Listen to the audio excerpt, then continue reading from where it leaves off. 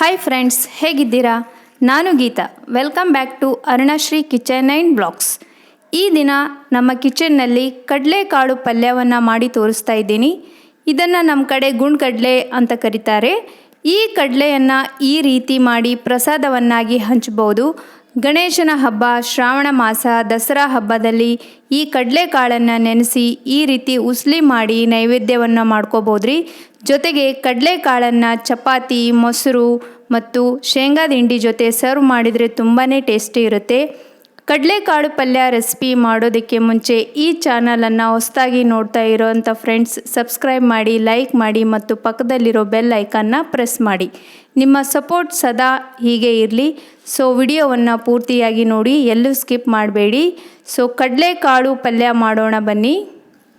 ಕಡಲೆಕಾಳು ಪಲ್ಯ ಮಾಡೋಕ್ಕೆ ಮುಂಚೆ ಮೊದಲಿಗೆ ಕಡಲೆಕಾಳನ್ನು ನೀರಿನಲ್ಲಿ ನೆನೆಸಿಟ್ಕೊಳ್ಬೇಕಾಗುತ್ತೆ ರೀ. ಸೊ ಸುಮಾರು 8 ಗಂಟೆಗಳ ಕಾಲ ಕಡಲೆಕಾಳನ್ನು ನೆನೆಸಿಟ್ಕೊಳ್ಬೇಕು. ಸೊ ಕಡಲೆಕಾಳು ಮಾಡ್ಕೋಬೇಕು ಅಂದಾಗ ಒಂದಿನನೇ ಮೊದಲೇ ನೆನೆಸಿಟ್ಕೊಂಡ್ರೆ ಚೆನ್ನಾಗಿರಿ. ರಾತ್ರಿ ನೆನೆಸಿಟ್ಕೊಂಡು ಮುಂಜಾನೆ ಪಲ್ಯವನ್ನು ಮಾಡ್ಕೋಬೋದು. ಈಗ ಕಡಲೆಕಾಳು ಕಂಪ್ಲೀಟಾಗಿ ನೆಂದಿದೆ. ಸೊ ಈಗ ಇದನ್ನು ಕಂಪ್ಲೀಟಾಗಿ ನೀರು ತೆಗೆದು ನಾನೀಗ ಪ್ರೆಷರ್ ಕುಕ್ಕರಲ್ಲಿ ಹಾಕ್ಕೊಳ್ತಾ ಇದ್ದೀನಿ. ಇದಕ್ಕೆ 1 ಗ್ಲಾಸಷ್ಟು ನೀರನ್ನು ಹಾಕ್ಕೊಂಡು ಕಡಲೆಕಾಳನ್ನು ಕುದಿಸ್ಕೊಳ್ಬೇಕಾಗುತ್ತೆ. ಸೊ ಇದಕ್ಕೆ ಪ್ರೆಷರ್ ಕುಕ್ಕರ್ ಲಿಡ್ಡನ್ನು ಮುಚ್ಚಿ ಸುಮಾರು 5ರಿಂದ 6 ಸೀಟಿ ಅಂತೂ ಹೊಡಿಸ್ಲೇಬೇಕ್ರಿ. ಹಾಗಾದಾಗ ಮಾತ್ರ ಕಡಲೆಕಾಳು ಪರ್ಫೆಕ್ಟಾಗಿ ಕುದಿಯುತ್ತೆ. ಮೊದಲಿಗೆ ಗ್ಯಾಸ್ ಸ್ಟವ್ ಹೈ ಫ್ಲೇಮಲ್ಲಿಟ್ಟು 1 ವಿಸಿಲ್ ಹೊಡಿಸ್ಕೊಳ್ಳಿ. ನಂತರ 5 ವಿಸಿಲನ್ನು ಲೋ ಫ್ಲೇಮಲ್ಲಿ ಇಟ್ಟು ಹೊಡಿಸಿದ್ರೆ ಕಡಲೆಕಾಳು ತುಂಬ ಚೆನ್ನಾಗಿ ಪರ್ಫೆಕ್ಟಾಗಿ ಕುದಿಯುತ್ತೆ ರೀ. ಸೊ ನೋಡಿ, ಈಗ ಪ್ರೆಷರ್ ಲಿಡ್ ತೆಗೆದಿದ್ದೀನಿ ಕಂಪ್ಲೀಟ್ ತಣ್ಣಗಾದ್ಮೇಲೆ. ಸೊ ಕಾಳುಗಳಂತೂ ಪರ್ಫೆಕ್ಟಾಗಿ ಕುದ್ದಿದೆ, ನೋಡ್ತಾ ಇರ್ಬೋದು. ಈ ರೀತಿ 2 ಕೈಯಿಂದ ಪ್ರೆಸ್ ಮಾಡಿದ್ರೆ ಕಂಪ್ಲೀಟಾಗಿ ಮೆತ್ತಗಾಗಿದೆ ರೀ. ಸೊ ಈ ರೀತಿ ಆದರೆ ಕಡಲೆಕಾಳು ಪಲ್ಯ ತುಂಬ ಚೆನ್ನಾಗಿ ಆಗುತ್ತೆ. ಈಗ ಇದರಲ್ಲಿರೋಂಥ ನೀರನ್ನು ನಾನು ಒಂದು ಬೌಲಲ್ಲಿ ತೆಗೆದಿಟ್ಕೊಳ್ತಾ ಇದ್ದೀನಿ. ಕಾಳಿನಲ್ಲಿ ಯಾವುದೇ ರೀತಿ ನೀರಿನ ಅಂಶ ಇರಬಾರ್ದ್ರಿ. ಸೊ ಹಾಗಾಗಿ ಕಂಪ್ಲೀಟಾಗಿ ನೀರನ್ನು ತೆಗೆದಿಟ್ಕೊಳ್ಬೇಕು. ಈ ನೀರನ್ನು ನಾವು ಸಾರಾಗಿ ಮಾಡ್ಕೋಬೋದ್ರಿ, ಕಟ್ ಸಾರು ಮಾಡ್ಕೋಬೋದು. ಹೋಳಿಗೆ ಸಾರಿನ ರೆಸಿಪಿಯನ್ನು ಮಾಡಿದ್ದೀನಿ, ಅದನ್ನು ಬೇಕಿದ್ರೆ ಡಿಸ್ಕ್ರಿಪ್ಷನಲ್ಲಿ ಲಿಂಕ್ ಕೊಟ್ಟಿರ್ತೀನಿ.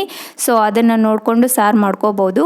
ಈಗ ಕಡಲೆಕಾಳು ಪಲ್ಯ ಮಾಡಲಿಕ್ಕೆ ಬೇಕಾಗಿರುವಂಥ ಇಂಗ್ರೀಡಿಯೆಂಟ್ಸ್: 1 ಮೀಡಿಯಮ್ ಸೈಜ್ ಈರುಳ್ಳಿಯನ್ನು ಸಣ್ಣಗೆ ಕಟ್ ಮಾಡಿಟ್ಕೊಂಡಿದ್ದೀನಿ, 5ರಿಂದ 6 ಹಸಿಮೆಣಸಿನಕಾಯಿ, ಸ್ವಲ್ಪ ಪುದೀನ ಸೊಪ್ಪನ್ನು ನೀರಿನಲ್ಲಿ ಚೆನ್ನಾಗಿ ತೊಳೆದಿಟ್ಕೊಂಡು ಕಟ್ ಮಾಡಿ ಇಟ್ಕೊಂಡಿದ್ದೀನಿ ರೀ. ಮತ್ತು ತೆಂಗಿನ ತುರಿ 1 ಕಪ್ಪು, ಸ್ವಲ್ಪ ಬೆಳ್ಳುಳ್ಳಿ. ಇದ್ರ ಜೊತೆಗೆ ಒಗ್ಗರಣೆ ಹಾಕಲಿಕ್ಕೆ ಸಾಸಿವೆ, ಜೀರಿಗೆ, ಸ್ವಲ್ಪ ಕಡಲೆ ಬೀಜ, ಉಪ್ಪು ಮತ್ತು ಧನಿಯಾ ಪೌಡರ್. ಒಂದು ಸ್ವಲ್ಪ ಧನಿಯಾವನ್ನು ಹೆಂಚಿನ ಮೇಲೆ ಹಾಕ್ಕೊಂಡು ಹುರ್ಕೊಂಡಿದ್ದೀನಿ ರೀ. ಸ್ವಲ್ಪ ಆರಾಮ ಬಂದ ನಂತರ ಇದನ್ನು ಆರಿಸಿ ತಣ್ಣಗಾಗಿ ಪುಡಿ ಮಾಡಿಕೊಂಡ್ರೆ ಧನಿಯಾ ಪುಡಿ ರೆಡಿ ಆಗುತ್ತೆ. 1 ಸ್ಪೂನ್ ಧನಿಯಾ ಪೌಡರ್ ಮತ್ತು ಸ್ವಲ್ಪ ಅರಿಶಿಣ, ಖಾರದ ಪುಡಿ. ಸೊ ಈಗ ಒಂದು ಪ್ಯಾನನ್ನು ಗ್ಯಾಸ್ ಸ್ಟವ್ ಮೇಲೆ ಮೀಡಿಯಮ್ ಫ್ಲೇಮಲ್ಲೇ ಇಟ್ಟಿದ್ದೀನಿ. ಇದಕ್ಕೆ ನಾನು ಸುಮಾರು 1 ಸ್ಪೂನಷ್ಟು ಎಣ್ಣೆಯನ್ನು ಹಾಕ್ಕೊಳ್ತಾ ಇದ್ದೀನಿ.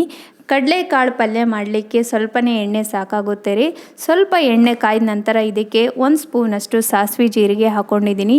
ಇದು ಸ್ವಲ್ಪ ಚಟ್ಪಟ್ ಅಂದ ನಂತರ ಇದಕ್ಕೆ 1 ಸ್ಪೂನಷ್ಟು ಕಡಲೆ ಬೀಜವನ್ನು ಹಾಕ್ಕೊಂಡಿದ್ದೀನಿ. ಇದ್ರ ಜೊತೆಗೆ ಬೆಳ್ಳುಳ್ಳಿಯನ್ನು ಸಣ್ಣಗೆ ಕಟ್ ಮಾಡಿ ಹಾಕ್ಕೊಂಡಿದ್ದೀನಿ ರೀ. ಇದನ್ನೆಲ್ಲ ಒಂದು ಸ್ವಲ್ಪ ಮಿಕ್ಸ್ ಮಾಡ್ಕೊಳ್ಳೋಣ. ಚೆನ್ನಾಗಿ ಈ ರೀತಿ ಮಿಕ್ಸ್ ಮಾಡ್ಕೊಂಡ್ಮೇಲೆ ಸ್ವಲ್ಪ ಬೆಳ್ಳುಳ್ಳಿ ಬ್ರೌನ್ ಕಲರ್ ಆದ ನಂತರ ಇದಕ್ಕೆ ಉಳಿದಂಥ ಥಿಂಗ್ಸನ್ನು ಹಾಕ್ಕೊಳ್ಳೋಣ. ಸ್ವಲ್ಪ ಇದು ಫ್ರೈ ಆಗಿದೆ. ಈಗ ಇದಕ್ಕೆ ನಾನು ಕಟ್ ಮಾಡಿ ಇಟ್ಕೊಂಡಂಥ ಹಸಿಮೆಣ್ಸಿನ್ಕಾಯನ್ನು ಹಾಕ್ಕೊಳ್ತಾ ಇದ್ದೀನಿ. ಸ್ಪೈಸಿ ಸ್ವಲ್ಪ ಜಾಸ್ತಿ ಬೇಕು ಅಂತಂದರೆ ಇನ್ನೊಂದು 2 ಮೆಣಸಿನ್ಕಾಯಿ ಹೆಚ್ಚಿಗೆ ಹಾಕ್ಕೋಬೋದ್ರಿ. ಆದರೆ ಕಡಲೆಕಾಳು ಹಾಗೆ ತಿನ್ನೋ ಆಗಿತ್ತಂದರೆ ಇಷ್ಟು ಸಾಕಾಗುತ್ತೆ, 4ರಿಂದ 5 ಮೆಣಸಿನ್ಕಾಯಿ. ಈಗ ಇದಕ್ಕೆ 1 ಈರುಳ್ಳಿಯನ್ನು ಕಟ್ ಮಾಡಿ ಹಾಕ್ಕೊಂಡಿದ್ದೀನಿ. ಇದನ್ನೆಲ್ಲ ಚೆನ್ನಾಗಿ ಮಿಕ್ಸ್ ಮಾಡ್ಕೊಳ್ತಾ ಇದ್ದೀನಿ. ಈರುಳ್ಳಿ ಸ್ವಲ್ಪ ಬ್ರೌನ್ ಕಲರ್ ಬರೋವರೆಗೂ ಇದನ್ನು ಇದೇ ರೀತಿ ಮಿಕ್ಸ್ ಮಾಡ್ಕೊಳ್ತಾ ಇರಬೇಕ್ರಿ. ಈಗ ಇದಕ್ಕೆ ನಾನು ಖಾರ ಪುಡಿಯನ್ನು ಹಾಕ್ಕೊಳ್ತಾ ಇದ್ದೀನಿ. 1ರಿಂದ 2 ಸ್ಪೂನಷ್ಟು ಹಾಕ್ಕೋಬೋದ್ರಿ. ಆಲ್ರೆಡಿ ಮೆಣಸಿನ್ಕಾಯಿ ಹಾಕಿರ್ತೀವಿ, ಹಾಗಾಗಿ ಖಾರ ಅಷ್ಟು ಬೇಕಾಗಲ್ಲ. ಸ್ವಲ್ಪ ಅರಿಶಿಣ, 1 ಸ್ಪೂನ್ ಧನಿಯಾ ಪುಡಿ ಮತ್ತು ರುಚಿಗೆ ತಕ್ಕಷ್ಟು ಉಪ್ಪು. ಸೊ ಇದನ್ನೆಲ್ಲ ಹಾಕಿ ಚೆನ್ನಾಗಿ ಮಿಕ್ಸ್ ಮಾಡ್ಕೊಳ್ಬೇಕು. ಗ್ಯಾಸ್ ಸ್ಟವನ್ನು ಮೀಡಿಯಮ್ ಫ್ಲೇಮಲ್ಲಿ ಇಟ್ಟು ಇದನ್ನು ಚೆನ್ನಾಗಿ ಮಿಕ್ಸ್ ಮಾಡ್ಕೊಳ್ಬೇಕಾಗುತ್ತೆ ರೀ. ಸೊ ಈರುಳ್ಳಿ ಸ್ವಲ್ಪ ಬ್ರೌನ್ ಆದ ನಂತರ ಇದಕ್ಕೆ ನಾವು ಕುದಿಸಿದ ಕಾಳನ್ನು ಹಾಕಿ ಚೆನ್ನಾಗಿ ಮಿಕ್ಸ್ ಮಾಡ್ಕೊಳ್ಳೋಣ. ಸೊ ಈ ಕಡಲೆಕಾಳು great source of essential vitamins ಮತ್ತು ಮಿನರಲ್ಸ್ ಇದೆ ರೀ. ಕಡಲೆಕಾಳು ತಿನ್ನೋದ್ರಿಂದ ಕೂದಲು ಹೆಲ್ದಿಯಾಗಿ ಇರುತ್ತೆ. ನೆನೆಸಿದ ಕಡಲೆಕಾಳನ್ನು ರೆಗ್ಯುಲರ್ ಆಗಿ ನಾವು ಕನ್ಸ್ಯೂಮ್ ಮಾಡೋದ್ರಿಂದ ತಲೆ ಕೂದಲು ಗ್ರೇ ಆಗದ ಹಾಗೆ ತಡೆ ಹಿಡಿಯುತ್ತೆ ರೀ. ಜೊತೆಗೆ ಕಡಲೆಕಾಳಲ್ಲಿ ಬಹಳಷ್ಟು ಪ್ರೋಟೀನ್ ಇದರಿಂದ ತಲೆ ಕೂದಲು ಉದುರುವುದು ಕಡಿಮೆ ಆಗುತ್ತೆ ಮತ್ತು ತಲೆ ಕೂದಲು ಕೂಡ ಸ್ಟ್ರಾಂಗ್ ಆಗಿ ಇರುತ್ತೆ. ಸೊ ಈ ನೆನೆಸಿದ ಕಡಲೆಕಾಳನ್ನು ನಾವು ರೆಗ್ಯುಲರ್ ಆಗಿ ತಿನ್ನೋದ್ರಿಂದ ನಮ್ಮ ಬಾಡಿ ತುಂಬ ಈಸಿಯಾಗಿ ಅಬ್ಸರ್ವ್ ಮಾಡುತ್ತೆ ರೀ. ಜೊತೆಗೆ ಡೈಜೆಸ್ಟ್ನು ತುಂಬ ಈಸಿ ಆಗುತ್ತೆ. ಸೊ 2-3 ನಿಮಿಷಗಳ ಕಾಲ ಇದೇ ರೀತಿ ಕಡಲೆಕಾಳನ್ನು ನಾವು ಮಿಕ್ಸ್ ಮಾಡ್ಕೊಳ್ಳೋಣ. ನಂತರ ಇದಕ್ಕೆ ನಾನು ಕೊಬ್ಬರಿಯನ್ನು ಹಾಕೊಳ್ತಾ ಇದ್ದೀರಿ. 1 ಬಟ್ಲದಷ್ಟು ಕೊಬ್ಬರಿಯನ್ನು ತುರಿದಿಟ್ಕೊಂಡು ಇದರಲ್ಲಿ ಹಾಕೊಂಡಿದ್ದೀನಿ ರೀ. ಇದಕ್ಕೆ ಒಣ ಕೊಬ್ಬರಿ ಆದರೂ ಹಾಕ್ಬೋದು, ಇಲ್ಲ ಹಸಿ ಕೊಬ್ಬರಿ ಆದರೂ ಹಾಕ್ಬೋದು. ಒಣ ಕೊಬ್ಬರಿ ಆದರೆ ಸ್ವಲ್ಪ ಟೇಸ್ಟ್ ಚೆನ್ನಾಗಿರುತ್ತೆ. ನಾನು ಒಣ ಕೊಬ್ಬರಿಯನ್ನು ಹಾಕ್ಕೊಂಡಿದ್ದೀನಿ. ಈ ರೀತಿ ಹಾಕಿ ಚೆನ್ನಾಗಿ ಮಿಕ್ಸ್ ಮಾಡ್ಕೊಳ್ಬೇಕು. ಮಿಕ್ಸ್ ಮಾಡಿಕೊಂಡು ಲೋ ಫ್ಲೇಮಲ್ಲೇ ಇಟ್ಟು ಇದನ್ನು ಪ್ಲೇಟ್ ಮುಚ್ಚಿ 1 ನಿಮಿಷಗಳ ಕಾಲ ಹೇಗೆ ಬೇಯಿಸ್ಕೊಳ್ಬೇಕಾಗುತ್ತೆ. ಸೊ 1 ನಿಮಿಷಗಳ ನಂತರ ನೋಡಿ ತೆಗೆದ್ರೆ ಕಡಲೆಕಾಳು ಪಲ್ಯ ಅಂತೂ ರೆಡಿ ಆಯ್ತು ರೀ. ಈಗ ಒಂದು ಸಾರಿ ಪಲ್ಯವನ್ನು ಚೆನ್ನಾಗಿ ಮಿಕ್ಸ್ ಮಾಡ್ಕೊಳ್ಳೋಣ. ಸೊ ಮನೆಯಲ್ಲಿಯೇ ತುಂಬ ಈಸಿಯಾಗಿ ಟೇಸ್ಟಿಯಾಗಿ ಕಡಲೆಕಾಳು ಪಲ್ಯನ ನೀವು ಟ್ರೈ ಮಾಡಿರಿ, ತುಂಬಾ ಟೇಸ್ಟಿ ಆಗುತ್ತೆ. ಸೊ ಇದಕ್ಕೆ ಗಾರ್ನಿಷ್ಗಾಗಿ ಸ್ವಲ್ಪ ಪುದೀನ ಸೊಪ್ಪನ್ನು ಹಾಕೊಂಡ್ರೆ ತುಂಬಾ ಚೆನ್ನಾಗಿರುತ್ತೆ ರೀ. ಸೊ ಪುದೀನ ಸೊಪ್ಪು ಹಾಕೋಬೋದು, ಇಲ್ಲಾಂದರೆ ಕೊತ್ತಂಬರಿ ಸೊಪ್ಪನ್ನು ಹಾಕೋಬೋದು ರೀ, ನಿಮ್ಮ ಚಾಯ್ಸ್. ನಾನು ಪುದೀನ ಸೊಪ್ಪನ್ನೇ ಹಾಕೊಂಡಿದ್ದೀನಿ.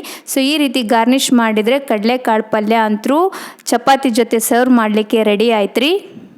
ಕಡಲೆಕಾಳನ್ನು ಗುರುವಿನ ಸಂಕೇತ ಅಂತಾರೆ. ಹಾಗಾಗಿ ಕಡಲೆಕಾಳನ್ನು ನೆನೆಸಿ ಈ ರೀತಿ ಪಲ್ಯ ಮಾಡಿ ಹಂಚೋದ್ರಿಂದ ಮತ್ತು ಹಬ್ಬ ದಿನಗಳಲ್ಲಿ ಪ್ರಸಾದ ಮಾಡಿ ನೈವೇದ್ಯ ಇಡುವುದರಿಂದ ಗುರುಬಲ ನಮ್ಮ ಜೊತೆ ಯಾವಾಗಲೂ ಇರುತ್ತೆ ರೀ. ಹಾಗಾಗಿ ಈ ಕಡಲೆಕಾಳ ರೆಸಿಪಿನ ನೀವು ತಪ್ಪದೇ ಟ್ರೈ ಮಾಡಿ. ಸೊ ಈ ವಿಡಿಯೋ ನಿಮಗೆ ಇಷ್ಟವಾಗಿದ್ದರೆ ಖಂಡಿತವಾಗ್ಲೂ ಲೈಕ್ ಮಾಡಿ, ಶೇರ್ ಮಾಡಿ ಮತ್ತು ಸಬ್ಸ್ಕ್ರೈಬ್ ಮಾಡಿ. ಸೊ ಈ ರೆಸಿಪಿಯನ್ನು ನೀವು ಟ್ರೈ ಮಾಡಿ ಮತ್ತು ಹೇಗೆ ಬಂತು ಅಂತ ಹೇಳಿ ನನಗೆ ಕಮೆಂಟ್ ಮಾಡೋದನ್ನು ಮರೆಯಬೇಡಿ. ಸೊ ಇಷ್ಟೆಲ್ಲ ನೋಡಿ ನನಗೆ ಪ್ರೋತ್ಸಾಹ ಮಾಡಿದ್ದಕ್ಕೆ ತುಂಬ ಧನ್ಯವಾದಗಳು. ಮತ್ತೊಂದು ವಿಡಿಯೋದಲ್ಲಿ ಮತ್ತೆ ಭೇಟಿ ಹೋಗೋಣ. Thank you for watching.